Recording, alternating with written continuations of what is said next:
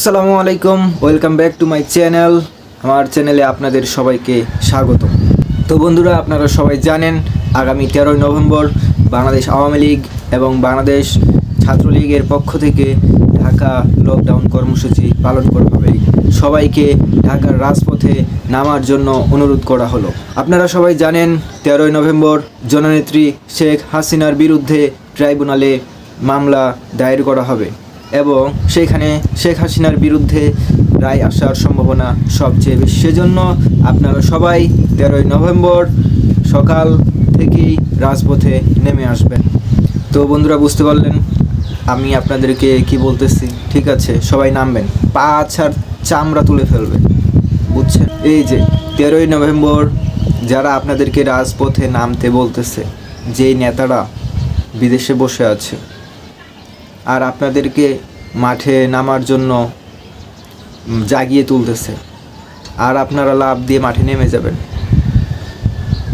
মাঠে এখন আছে এনসিপি, বাংলাদেশ ছাত্র শিবির, তারপরে হচ্ছে ছাত্রদল।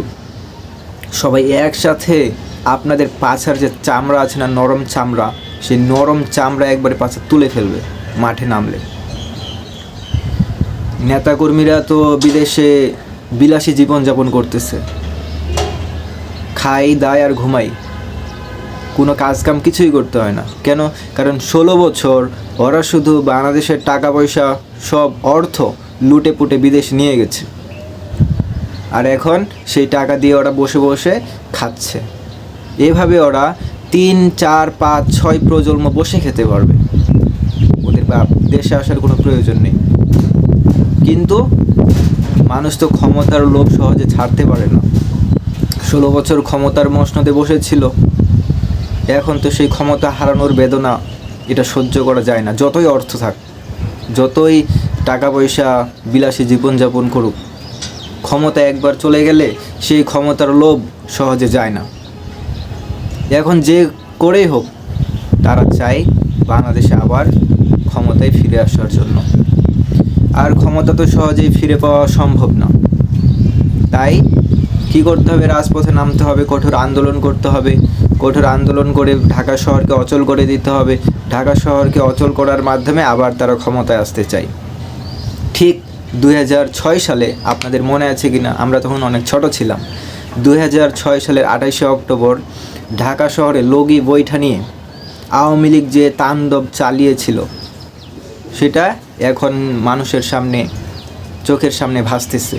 সেই 2006 সালে তো সবার হাতে হাতে ফোন ছিল না, ওই জন্য সেটা সম্পূর্ণ বাংলাদেশের মানুষ সহজেই দেখতে পায়নি, আর গণমাধ্যমেও সেভাবে ঢালাওভাবে প্রচার করা হয়নি। আর তখনকার মানুষ সবাই গণমাধ্যমের সামনে বসেও থাকতো না। তো তারা চায় সেই 28শে অক্টোবর আরেকটা তৈরি করতে, কিন্তু সেটা কি আসলে সম্ভব? আমরা যদি 2006 সালের 28শে অক্টোবরের সাথে এই 13ই নভেম্বর তুলনা করি, তাহলে অনেক পার্থক্য।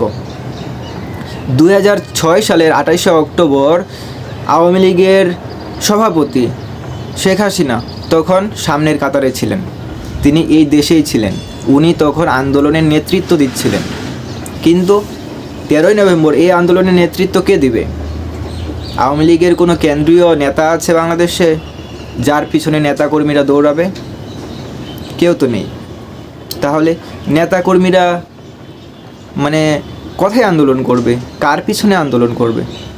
সব নেতারা তো বিদেশে চলে গেছে, পালিয়ে গেছে। আপনি একবার চিন্তা করে বলেন তো, আওয়ামী লীগের যত এমপি, যত মন্ত্রী ছিল, একজন দেশপ্রেমিক মন্ত্রী বা একজন দেশপ্রেমিক এমপি আপনি খুঁজে বের করতে পারবেন? আমি মনে করেন শেখ হাসিনাকে বাদ দিলাম, শেখ হাসিনাকে বাদ দিয়ে আওয়ামী লীগের একজন দেশপ্রেমিক মন্ত্রী বা একজন দেশপ্রেমিক এমপি আপনি খুঁজে বের করতে পারবেন না।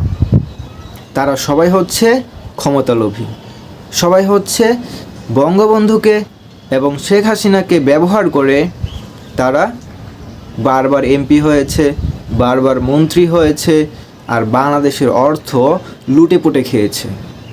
তারা কোনো দিন বাংলাদেশকে ভালোবাসেনি, বাংলাদেশের মানুষকে ভালোবাসেনি, তারা শুধু ভালোবাসে তাদের ক্ষমতা আর তাদের অর্থ। এই অর্থ তারা লুটে পুটে খেয়ে এখন বিদেশে বিলাসী জীবনযাপন করতেছে, আর আপনাদেরকে লেলিয়ে দিচ্ছে। তাদের তো কোনো কিছু যায় আসে না। আপনি রাজপথে নামেন, এনসিপি, তারপরে হচ্ছে বাংলাদেশ ইসলামী ছাত্র শিবির, তারপরে হচ্ছে ছাত্রদল, যুবদল, আপনার পাছার চামড়া তুলে ফেলবে। এটা 2006 সালের 28শে অক্টোবর না। এখন আওয়ামী লীগ একদিকে, ছাত্রদল, ছাত্র শিবির, এনসিপি, বাকি সব দল একদিকে। এদের মধ্যে যত বিরোধ থাক, ক্ষমতার লোভ সবার আছে, সবাই ক্ষমতায় যেতে চায়। এদের ক্ষমতার লোভ যতই থাকুক, যখন আওয়ামী লীগ আসবে তখন তারা সবাই একসাথে মিলে আওয়ামী লীগের পাছার চামড়া তুলে ফেলবে। গোপালগঞ্জে কী হয়েছিল মনে আছে তো? সেনাবাহিনী কী করছিল? পাছা লাল করে দিচ্ছিল না? তার চেয়ে ভয়ঙ্কর পরিণতি হবে যদি 13ই নভেম্বর এই আওয়ামী লীগ মাঠে নামে। আর আওয়ামী লীগ মাঠে নামতে পারবে না তো, কারণ কি? সব নেতা বিদেশে, তাদের নেত্রী বিদেশে, ভারতে বসে আছে। আর ভারতকে বাংলাদেশের 90% মানুষ ভারতকে সহ্য করতে পারে না, তারা ভারত বিরোধী। সেই ভারতে আপনাদের নেত্রী বসে আছে, আর ভাবতেছেন যে আরেকটা 28শে অক্টোবর আপনারা তৈরি করে ফেলবেন আর ক্ষমতায় চলে আসবেন। এত সহজ? 13ই নভেম্বর দেখা হবে আপনাদের সাথে, দেখি কিভাবে মাঠে নামতে পারেন আপনারা। আপনাদের পাছা দেখার জন্য সম্পূর্ণ বাংলাদেশ চাতক পাখির মতো তাকিয়ে আছে। আপনাদের পাছার চামড়া তুলে ফেলবে সবাই। তো বন্ধুরা, সবাইকে আমার সাথে থাকার জন্য ধন্যবাদ। দেখা হবে আবার পরবর্তী কোনো ভিডিওতে। এতক্ষণ সবাই ভালো থাকবেন, নিজের খেয়াল রাখবেন। তো সবাইকে আসসালামু আলাইকুম।